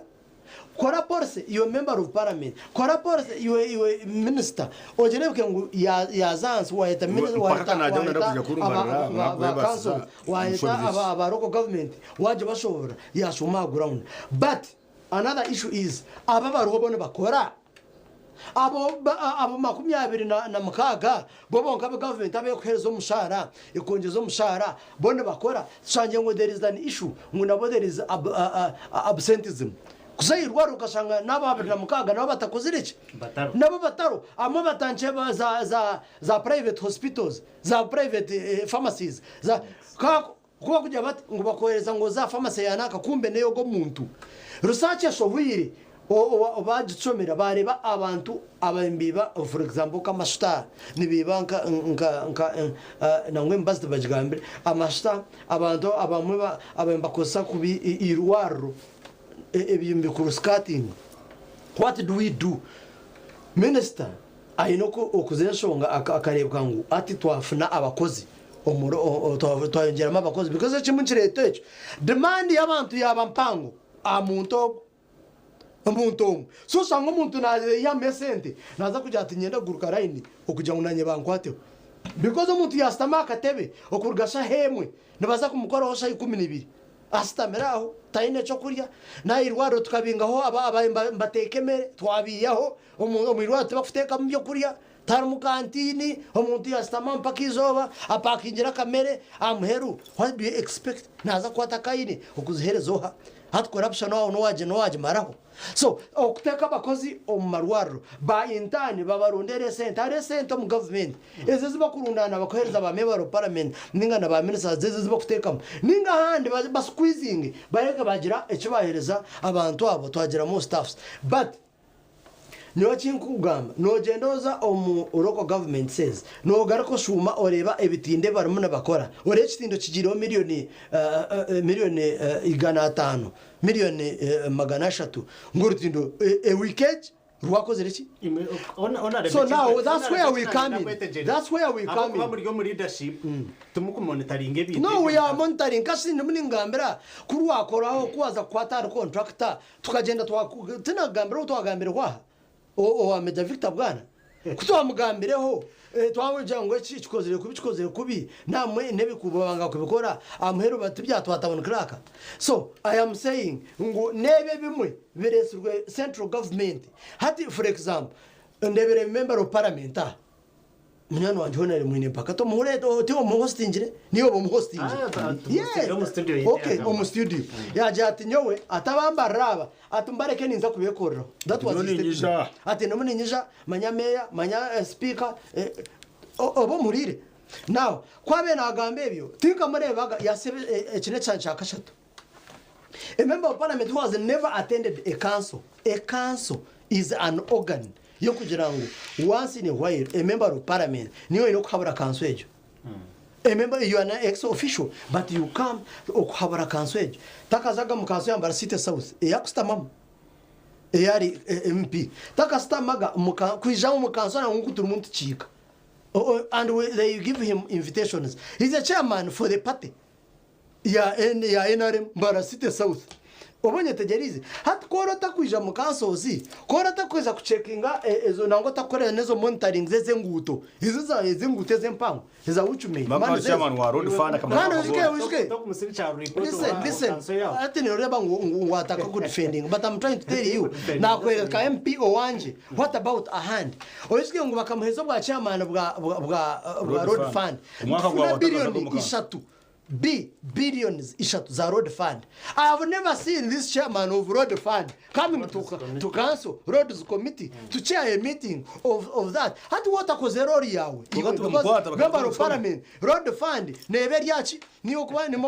kansa atakustama hurra kansa atakustama meya atakaba chairman hurra meya atakaba chairman division meya atakaba chairman town kaka atakaba chairman so babhereza aha naino kuba MP so takijamuga iyo billion eshatu watazukuratire. What do you expect? So we must check itwa leaders nito turebe ayuko kusinga ndiyo musisi buzima orebe shonga yawe aheri ni one ogamba omanyengu you have a problem. Then nitwe turebe cyengu twayenja kwengeginga abantu bitu baburijo twayengeginga ministry policy at a policy level ko kubotemerire okareba anshonga nkezi. At the end of the day you are going to okurebwa ngo abantu baza kufune sen baza kuzitwara ko barazitwara noza niwe no baza kutwara niwe no baza orebere ijo ebyabira minister wa local government for example timwenda kuzayo munonga konka orebere byabire kamukuza amataka gona bagatera amahungu gakanga sayini ngoba ohabe nabahereza okwibishiriza noha ti minister of local government okaguzita kariya government otine ministry weza chikaba hiwe tukubasa at the end of the day kalma jambo jabo bikarabo mukanso yani no it's not sure because you know if you are district I was not in the district so whatever if you are retwa hata horbuno gamba kurwanisa there is a problem minister minister atakajire ndukumara minister atakajire kwirukanga aryebyo listen minister atakajire kwirukanga banzoreba gamataka ga district agar billions of money oreka kwirukanga akarvati ya M2 30 yirukanga HZ itakaria government for example district yitu yona baje mazero abahemba kiriya ringana ba ni ministry tijo yonka zaguru za Fort Potro zankai hati wabra kwirukanga yeche kiri important billions of money za kubaza kubana saving abanya Uganda bareti waro zenkai bareta ka institute ya cancer zeka CD school orebirizo reba tubetyo mu itakari ya charwa Uganda tumuturwana n'abashuma tuwana nabo konko aba ministry bamba ba defending hura ebyo nkebyo so okwirukanga yaka okasiga kire echangu echo bright cyana gamba okasiga changu echiruku saving a district na region yon for example abantu buri Rwampara Ibanda Kiruhura Isinjiro Gureta Nkore yona contributed itakaria district aid hata bakaguza UMI bajereza itaka bajirizinga itaka bakabajereza ekizimbe cyerumne korramu iyo UMI it's a big institution yo kuzahariye kombeka itaka hor gihire ukagihereza ki ikatanke kombeka mubs bagereza itaka bagereza bagirizi 99 huramano wagabo 99 wagaraka omnogeza 49 atizime hatece koram why don't you allow them to go and work bakombeka ikizimbe cyawe hati inchibaza ngwentite wagabe bintwe byona ministry ne signinga toka chikoro tine ministry at corruption erinka where is the corruption so we must fight corruption starting from the bigger level na hasa level wena revu munanyenda ona le speaker ko kuyagamba ibindo biterere mutosha bukuba obyene mu bukuguba hango webare naza kutandika kutera tochi omunya Uganda wena yana atasi ya sente no batandika kuya kasoro kake 10% wahinguza one of na sente zirengere mitwaro njankasha tunesha twate omwaka go gutandikira mbwenu one of nemitwara 2 engahi buru kwezi bakuya ho musoro oyange ico kiriyo mu mateka income tax act sana wo inahanda ho kufune zindo wazigita zikarenga ki as threshold so government is sensitive nayo nekimanya ngo abantu abo kufuna sente ziri hansi omwaka ogwawire kiri mitwara 23 ninjane 15 hati bakazongeza mbwena aho notakwa omusoro nicho nanyenda clearinga hechumwe hati ogamba mazuma government age ni it's a big institution a monster kind of kando kusorovinga ebzu vyayo ntwatu ine kufollowinga a systematic approach obumwe kugira ngo kutwantu gamba nkarutindo ruba kuteka ho millions za shaturu nana zingai ari hechitongore ari department of auditor general bageta value for money ine director wayo omurumo gwayo no kwiza yote kurondera kujangu sente za Brazil yo nerondora aha sente zagireho nizo zabire zine kuzaho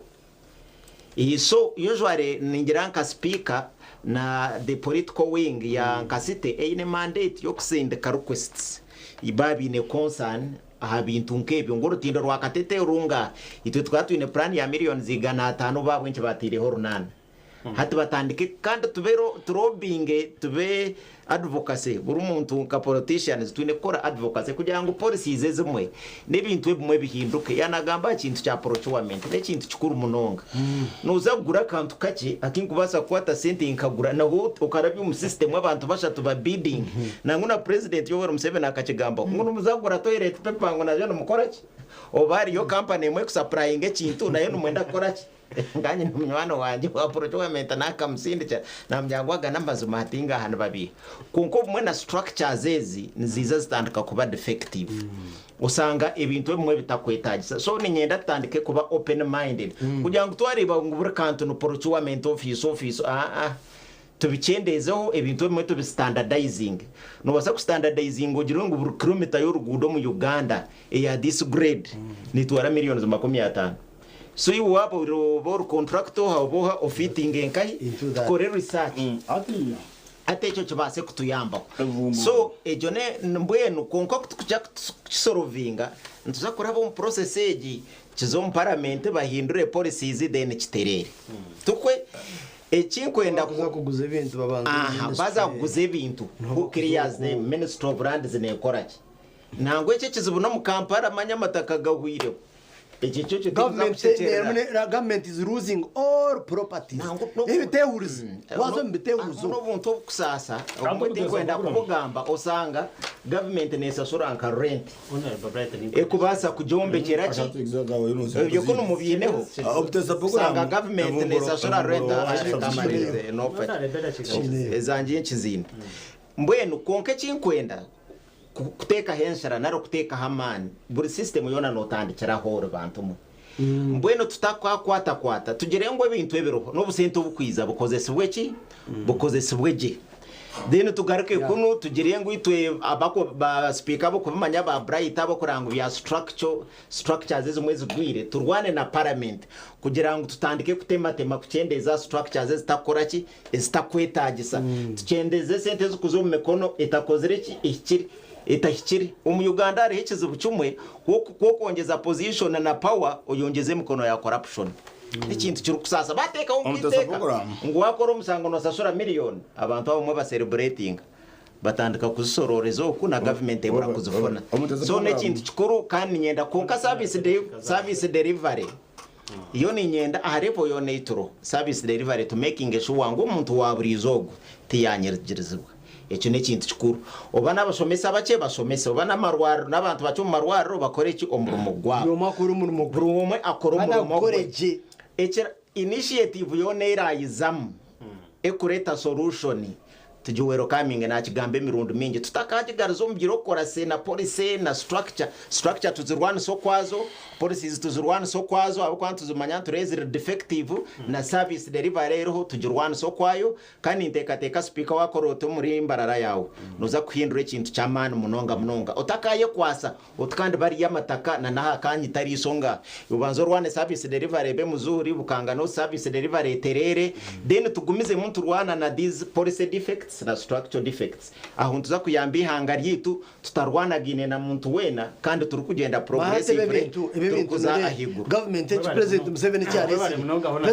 cyarese muno kutangira ogwakakwata twenda tukahikaye tukoreshi ahitukuza konka issues one reba ngo some leaders are not going into these councils ma council ne chintu chikuru it's a big body of government wale batakwija councils hato kaza kushanga gashanga unibija atelevo yo kurwana tubaza issue yo kumonitoring these things at the end of the day speaker yeshoga ya umushandi jana za kuja kujifollow konke twyo makore ogushe mugwashe na twendera program abutaza program president akagizere ngo wakwatire esente zo kushashura loan mu budget ba MPs bakayenguza sente zo kushashura loan ya World Bank na Uganda Development Bank na African Development Bank abantu babere bakwasira responsibility zo kushashura ibanje sente zo bazitera kacaca yes baziri esente zo kushashura esente zo kurugoma government zo kushashura ibanje rya Uganda kuri ibanje rya gumayo kuko kuri sente zashobora za World Bank yes za which made nebi za roni mwenu roni kusakuri ADB abana bazirya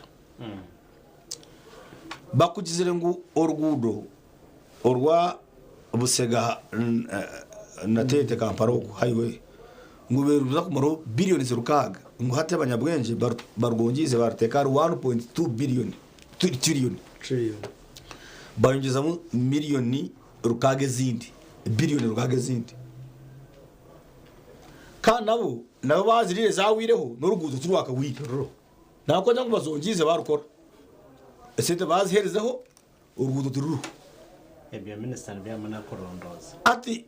nurebe si ekushobera karaze yo wa works we nakora omudeza program konka bright aruhete bekane serbugira waza kuririzinga sente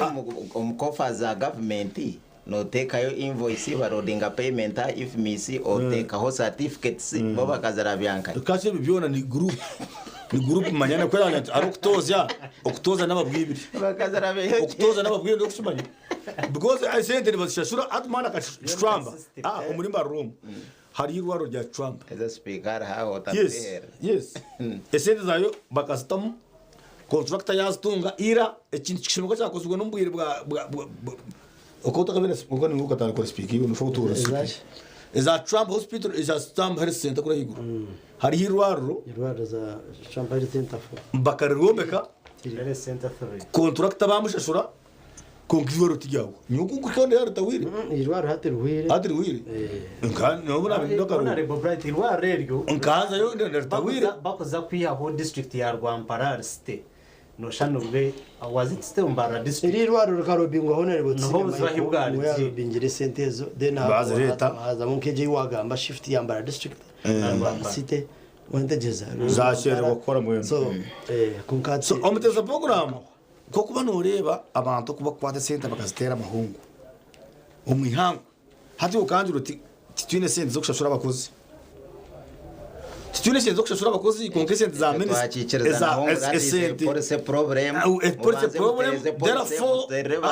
parliament barundi bize bacho baterereza it comes back to priorities national priorities niki no ikintu cy'amateka tokubasa ni mu mukunda amateka tuhendera bagira ngo emvumburo yapanga waza mano direteriza mababwanga zibishatu ati kucindrota nazi ya by force no bazoyendura police twingereza ne twabure j'abantu baraye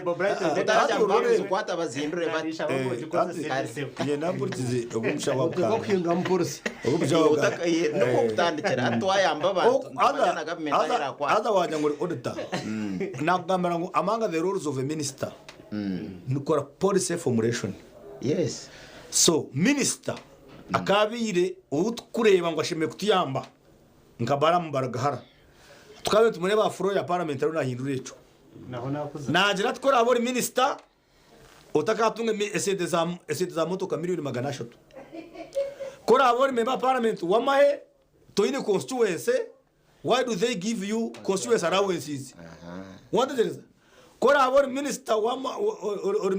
MP wamahe milioni emotoka ya milioni bishatu general oine motoka ya UPDF nibakongere ndisho or minister president you are not a member of parliament but you are appointed a minister the law allows it but the government gives you money for ngogore motoka yobwa MP milioni bishatu buri minister nazitunga kandi tushanga tine health ambulances minister barama barugahare icyo takukirewa omuteza program n'abaturikiza ni ndeba ngo tujye mushintu ngo kureba environmental twanturwanisa uburyo nguzo mu environment omworo urukinga ebitekere urukinga ebikwijo urukingo kakabeji umucarara ubwo babane bamuhiga none ushobora ngo yokoni wano reba mana government ebekozise kubinga boro umuriro rubigi wetland I am not saying ngo abantu bazomucarara konka selective application of law prosecution yes selective prosecution konka wazo mu rwera niba kugira ngo namere family e capacitating because that time ishe wanamere bakarongweta Vincent babona ga defense simple twe akari minister wa agriculture niwe yaho kiyinjire papura kandi ngo mucero go guhinga mu rwera wabanoza Kampala hat ni bari bo mushenye mu rwera hat bataje kutaho biri mu bwato ubukuri mu warebe biri mu bwato side so umwana muteza program abantu basiru abantu abanya-Uganda tujya ngo nabashema munonga nturebe kugenda misho tokwaza kuwongera ngo government ekashanga abantu abandi bashomera busha yaciyeho government ekashanga abana batunga uniform za busha n'ubucumu bakaba batunga isomero tiburuho okozo mu irwaro bakugabura bakwebyo kurya icyo kikarugaho icyo turukura ko shanga ngwe byabusha no bishanga murago no marwaro hatwo kubuza bajango yabushana maragobe kawayo no babuza owabirire no omuteza program wanogamba akinari ngamba wanogamba ikintu kitaka it is a national crisis. Government ekadopting a very wrong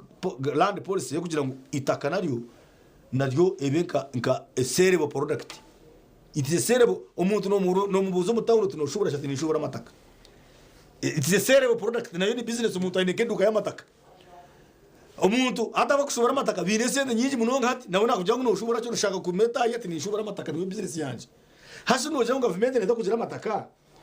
Gagumeho kandi abantu bakwenda gashobora basubura abantu nibenda kushobora mataka. So government kabenere ta policy yo protecting amataka abo kuba baza kureba abanya-Uganda muteza program obucweka kinana harigana hati obucweka kinana harigana noza kushanga ngo tibine mataka ugo kuturo wazirebe dakikaza bazahwayo mbwene twatwenda kurwana so buri bwenguzi twatwenda nareho ntabwo nahe nashaka naje twatwenda kurwana so buri bwenguzi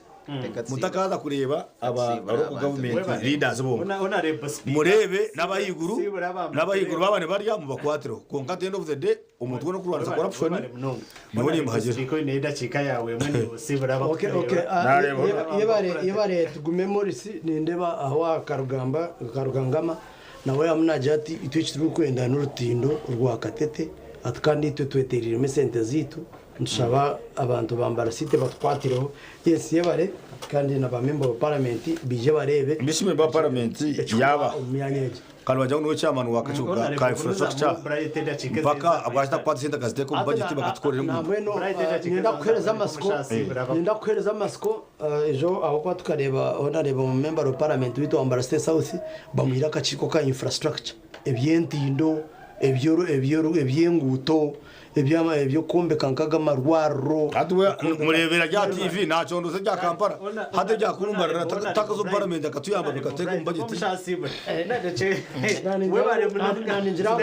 ijo tukareba MP witaka tugira ngo urutindo rwa Katete bakana zone zo bakaziteka mu budget konka kutwagiye kureba twashanga budget kuringo twashanga zitaramo abantu bambara site reka turinde ubundi naza turetera nakutamasko akureka nani impenda no kugira nti bantumwe aho no mu district yorumu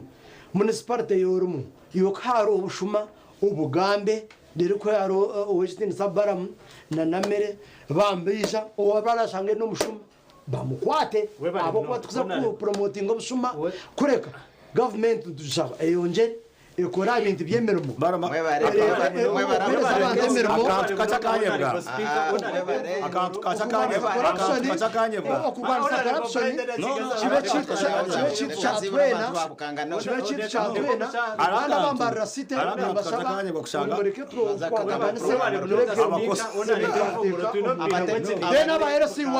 chapaso nzersi1 nimbendeza akarukarunji ngamba cyo kugira abashabo ba government bashime kwikirizibwa ukukora za klinike zabo abo kuba umuntu namarira mani mingi hayirwa rerye ari mu ya government abwo aje mutakubasha zo mishari kumara mu marwaro bareka kuba batayima mu government bareka kuba bapatayima noshana tuinompira gwe kinihiro bukangana nishango kokana ba intani babagarro baronda atokunarange buranga ba intano marwaro iwe narange buranga nakubuza ogunakore buranga konka tubeta mu kinihiro mwe n'abaryoko abakore ba TV West twine kinihiro kaso mutwireze kandi kaso tumukore kundi mwe barabatenza abakiganiro kirungi ndokendera ninyebaza abatenza abatayibanje nyebaza kanisa wa program kandi nyenda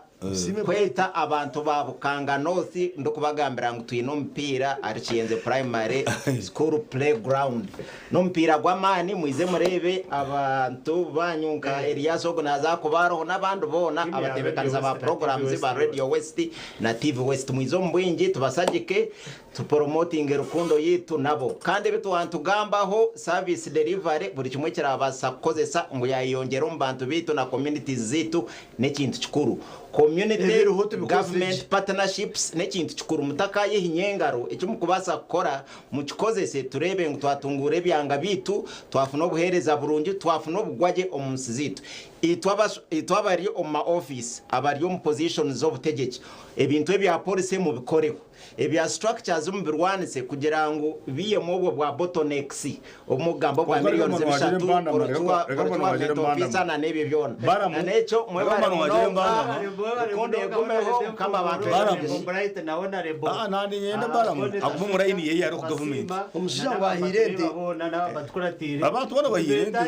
kwa mukaga mutakayo bece nihero kutobunuzi acha ikacheko kutamu mutwaro program abone mutwajihendera tuwasima Bright Bright twasima munonga abo kutushaje kabona remvu muronto kusima munonga nabona rebo tashobya kusima kachebezo koso ngwe no witu abo kutwatara yitwe ka vision